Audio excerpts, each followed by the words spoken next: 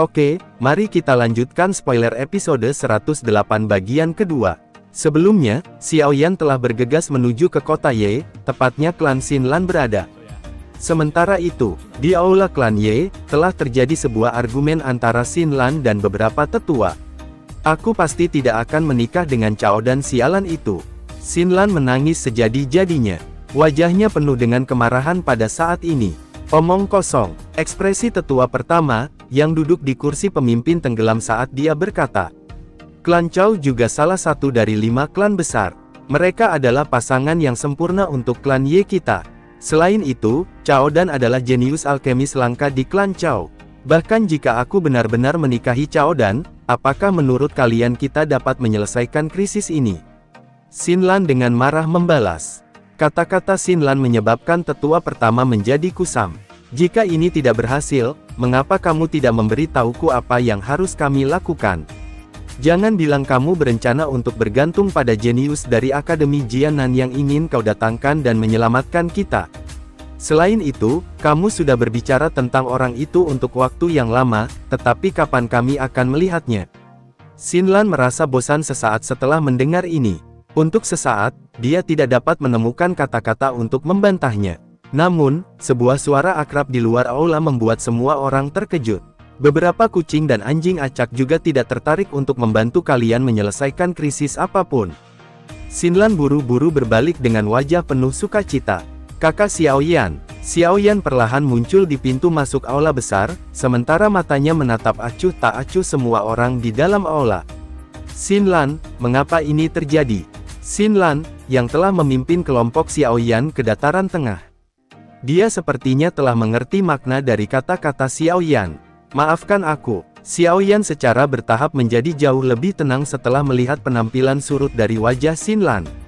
Dia tidak terlalu kuat. Selain itu, tampaknya klan Ye saat ini tidak dalam keadaan yang sangat baik. Kamu siapa? Kamu benar-benar berani secara acak menerobos masuk klan Ye-ku. Tetua keempat langsung berdiri dan berteriak ketika melihat Xiaoyan masuk. Namun, Xiaoyan benar-benar mengabaikan tetua ini. Kekuatan tetua ini hanya Dozong bintang 1. Satu-satunya di aula besar yang mampu menarik perhatiannya adalah pria tua yang duduk di kursi pemimpin. Melihat aura megah yang mengelilinginya, sepertinya orang ini adalah Dozong bintang 6. Ikuti aku, bawa aku padanya. Mata Xiaoyan menatap Xinlan saat dia berbicara dengan suara dingin. Xinlan mengatupkan giginya ketika dia mendengar ini. Setelah itu, dia mengangguk dengan penuh semangat. Kamu pria muda kurang ajar. Tetua keempat menjadi lebih marah dan membanting permukaan meja. Dengan lambaian tangannya, kursi di sampingnya langsung menembak ke arah Xiaoyan. Xiaoyan benar-benar tanpa ekspresi. Kursi itu langsung menjadi bubuk ketika masih 30 meter darinya. Tetua keempat, berhenti. Xinlan buru-buru berteriak, ketika tetua keempat akan menyerang lagi. Namun, tetua keempat benar-benar mengabaikan Xinlan. Kakak Xiaoyan, cepat pergi. Xinlan buru-buru beralih pada Xiaoyan dan berteriak ketika dia melihat bahwa tetua keempat tidak berhenti. Xiaoyan juga mengabaikan teriakan Xinlan. Dia bahkan tidak bergerak sama sekali. Matanya hanya menatap tajam tetua keempat yang tinjunya dilapisi api warna hijau, terkepal erat saat akan menghantamnya. Boom! Xiaoyan mengangkat tangannya dengan lembut dan bertabrakan dengan tinju tetua keempat. Tubuhnya bahkan tidak bergerak ketika menerima pukulan tetua keempat, malah api yang melapisi tinju tetua keempat langsung padam. Boom! Sebuah kekuatan yang menakutkan melonjak keluar dari tangan Xiaoyan, dan mengatam ke dalam tubuh tetua keempat. Wajah tetua keempat langsung memucat. Tubuhnya langsung terbang mundur dan menabrak pilar besar di aula. Darah segar diludahkan di depan mata semua orang yang terkejut. Aula besar menjadi sunyi senyap. Bahkan Xinlan tanpa sadar menutupi mulutnya. Hanya kurang dari setahun, tapi dia sudah sekuat ini. Bukan tanpa alasan bahwa klan Ye telah jatuh sampai keadaan seperti ini. Xiaoyan perlahan menarik tangannya. Dia melirik tetua keempat, yang jatuh ke tanah. Setelah itu, dia menggelengkan kepalanya dan mengalihkan pandangannya pada Xinlan. Ayo pergi, berhenti. Dua teriakan marah bergema saat suara Xiaoyan terdengar. Segera, tetua kedua dan ketiga berdiri dan bergerak memblokir pintu keluar. Teman muda, ini adalah klan Ye kami. Kamu telah melukai tetua dari klan kami. Hal ini tidak bisa dibenarkan bukan? Tetua pertama di kursi pemimpin, yang tidak berbicara sejak Xiao Yan muncul, dia perlahan membuka mulutnya. Bukan aku yang pertama menyerang. Apalagi, masih ada yang harus aku lakukan. Xinlan harus pergi bersamaku sekarang. Saat ini, aku tidak punya waktu untuk menemani kalian dalam mengejar masalah apapun. Mata Xiao Yan beralih ke pria tua di kursi pemimpin saat dia dengan marah menjawab. Dasar bocah arogan. Ekspresi dari dua tetua klan Ye, yang telah memblokir jalan Xiao Yan, tenggelam ketika kata-kata ini terdengar. Mereka segera berteriak. Sementara, ekspresi pria tua berpakaian hijau agak jelek ketika dia berkata, Xinlan adalah anggota klan Ye-ku. Dia bukan seseorang yang bisa kamu bawa pergi sesukamu. Tetua pertama, kakak Xiao Yan adalah orang yang aku sebutkan sebelumnya.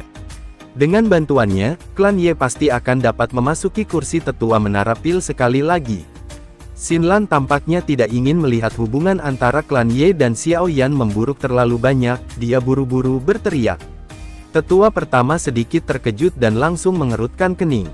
Kekecewaan samar muncul di wajahnya. Usia yang begitu muda, bagaimana mungkin dia bisa menjadi penyelamat klan Ye seperti yang disebutkan Xinlan? Teman muda ini, jika kamu benar-benar pembantu yang diundang Xinlan, tolong tinggal sementara di klan Ye dan izinkan kami untuk memainkan peran kami sebagai tuan rumah. Senyum dingin muncul di wajah Xiao Yan. Aku tidak tertarik membantu klan Ye-mu. Jika bukan karena Xinlan, aku bahkan tidak ingin datang ke tempat ini. Kemarahan segera muncul di mata tetua pertama. Dia perlahan melangkah maju. Dalam hal ini, izinkan aku untuk mencoba dan melihat apakah kamu memiliki kemampuan dan kualifikasi untuk melakukannya. Ekspresi suram melintas di wajah Xiao Yan. Dia hanya mengkhawatirkan situasi dokter peri kecil. Dia tidak punya waktu untuk memikirkan klan Ye.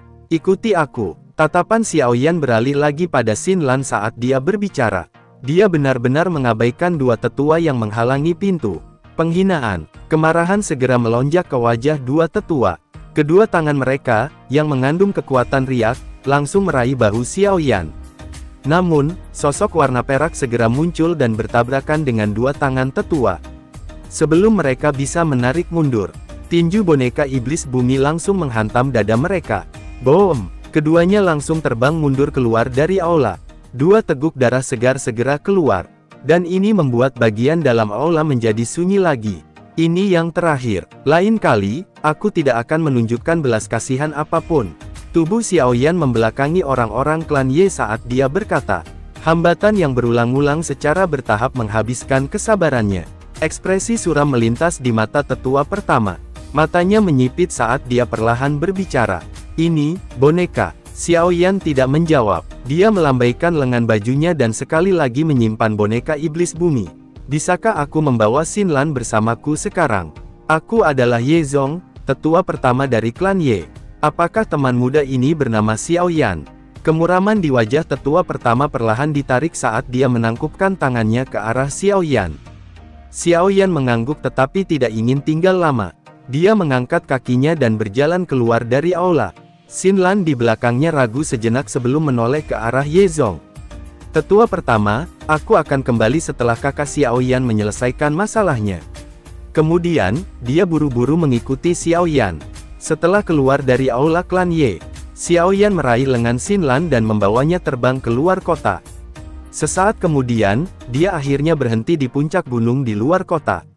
Kamu pasti mengetahui masalah tentang dokter peri kecil kan? Xinlan sedikit mengangguk dan mulai bercerita. Setelah mereka keluar dari lobang cacing, butuh beberapa bulan untuk mereka tiba di wilayah Pil.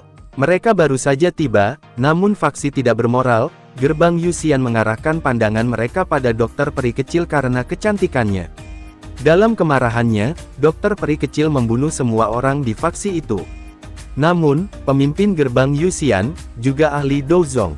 Meskipun dia akhirnya mati, dokter peri kecil juga menderita beberapa luka dan mengakibatkan melemahnya segel pada tubuhnya. Akhirnya, dia ditemukan oleh seseorang. Oleh karena itu, berita tentang tubuh racun menyedihkan menyebar dan banyak faksi menyerangnya. Lembah Sungai Es adalah yang paling aktif. Namun, niat mereka bukan untuk menghancurkan tubuhnya, melainkan untuk mengoleksinya. Saat ini, kakak dokter peri kecil bersembunyi di lembah Gunung Dewa. Namun tempat itu sudah dikelilingi oleh lembah sungai es. Kakak Xiaoyan, apa yang kamu rencanakan sekarang? Apa lagi yang bisa aku lakukan? Xiaoyan berdiri, matanya melihat ke utara. Dalam hal ini, aku akan memimpin jalan. Aku tahu bagaimana menemukan kakak dokter peri kecil setelah kita memasuki lembah Gunung Dewa. Xinlan mengatupkan giginya saat berkata. Xiaoyan sedikit mengangguk. Segera, dia sepertinya mengingat sesuatu. Itu benar, di mana Ziyan? Apakah dia mengikuti di samping dokter peri kecil? Xinlan segera tertawa pahit. Dia telah hilang tidak lama setelah kami tiba di wilayah Pil. Hilang. Ekspresi Xiaoyan langsung berubah. Dia tidak dapat digambarkan sebagai hilang. Dia meninggalkan pesan untuk kami, bahwa dia tiba-tiba merasakan sesuatu dan ingin pulang ke rumah. Kembali ke rumah. Xiaoyan dengan erat merajut alisnya. Semoga gadis itu baik-baik saja. Sekarang, kita hanya bisa menunggu sampai masalah dokter peri kecil dan menemukannya. Xiaoyan menghela nafas. Dia sekali lagi meraih Xinlan dan menggerakkan tubuhnya, bergegas ke langit utara.